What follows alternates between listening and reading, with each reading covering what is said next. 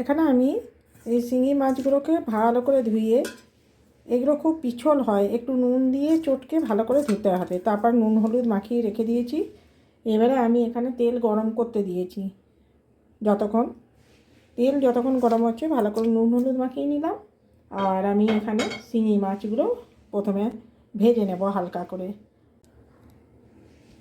হ্যাঁ, তো নুন দিয়ে ভালো করে রগড়ে তারপর ধুতে হয়। এবার আমি এই মাছগুলোকে, এই যে ফ্রাই প্যানে তেল বসিয়ে দিয়েছি, এক এক করে শিঙি মাছগুলোকে আমি দিয়ে দিচ্ছি। এটা বানাচ্ছি শিঙি মাছের হালকা পাতলা ঝোল, টমেটো, ধনেপাতা, সামান্য আদা বাটা এই দিয়ে। এতে আর বিশেষ কিছু দেবো না, এই দিয়ে হালকা পাতলা ঝোল। মাছগুলো ভালো করে প্রথমে ভেজে তুলে রাখবো। এবার আমি উল্টে দেবো।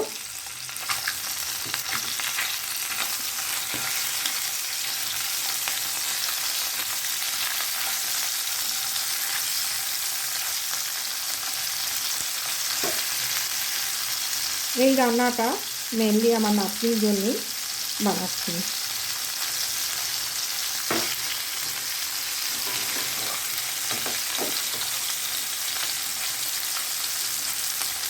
যতক্ষণ মাছটা ভাজা আছে ততক্ষণ আমি টমেটো, আদা বাটা এগুলো আমি রেডি করে নেব।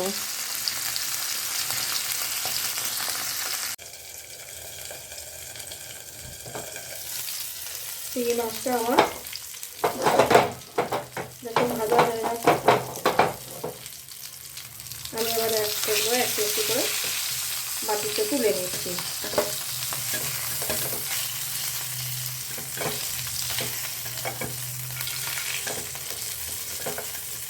মাছগুলো আমি বাটিতে ভাজার পর তুলে নিলাম। এবার এই তেলের মধ্যেই আমি রান্নাটা শেষ করব।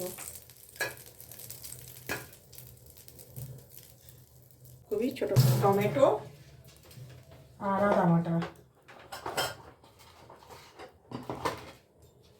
শুধু 5 ফোড়ন দিলাম। এবার এতেই দিয়ে দেবো একটুখানি টমেটো। এটা একটু নাড়াচাড়া করে, বুঝলেন শীতকাল তো সেই জন্য একটা হাতের সামনে একটা ঢাকা নিয়ে তারপর এটাকে নাড়াচাড়া করে করলে খুব ভালো হয়।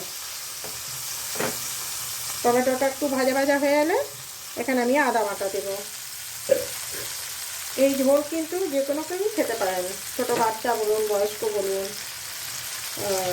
কোনো রকম কারোর শরীর খারাপ হয়েছে তারাও খেতে পারেন। এবার একটু হয়ে এসছে, তখন আমি এখানে দেখুন 1 চামচ আদা বাটা দিচ্ছি। আবার একটু ঢাকা দিয়ে দিচ্ছি, কেননা খুব শীত করে মানে একটাও ফোটে না, যার জন্য মাছটাও খুব ফোটে চিংড়ি মাছ। আর এই আদা বাটা টমেটো তেলে দিলে পরে তখন খুব ফোটে। এবারে এর মধ্যে আমি দিয়ে দেবো পরিমাণ মতো নুন, হলুদ আর কিছু না।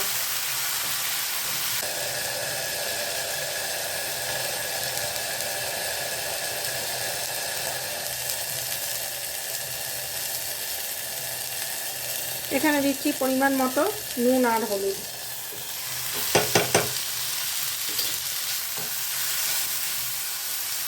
আর এই যে ঢাকা দিয়ে করছি, ভালো করে কষিয়ে নেব। টমেটোটা গলা গলা হয়ে এসছে দেখুন। এই পর্যায়ে এখানে এর মধ্যে আমি জল দিয়ে দেবো। খুব সিম্পল রান্না, অথচ খুব টেস্টি হয়। নামানোর সময় একটু নামানোর আগে কুচনো ধনেপাতা দেবো।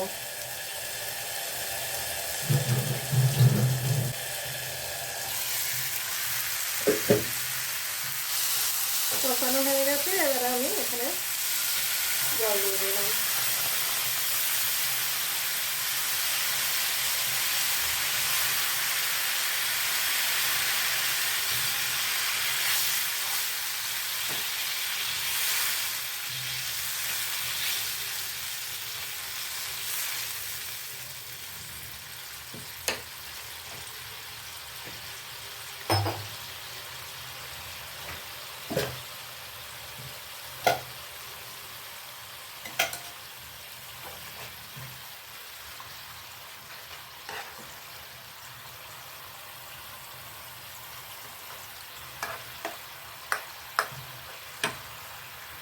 ঝোল ফুটে উঠেছে, আমি এখানে সমস্ত মাছগুলোকে ছেড়ে দিচ্ছি। এক এক করে মাছগুলো ছেড়ে দিলাম।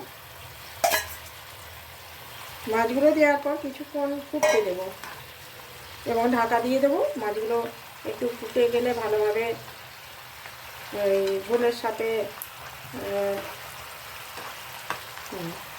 এই মাছগুলো দিয়ে দিলাম ঝোলে। এবার কিছুক্ষণ ফুটুক, ফোটার পরে আমি এটাকে নামিয়ে নেব।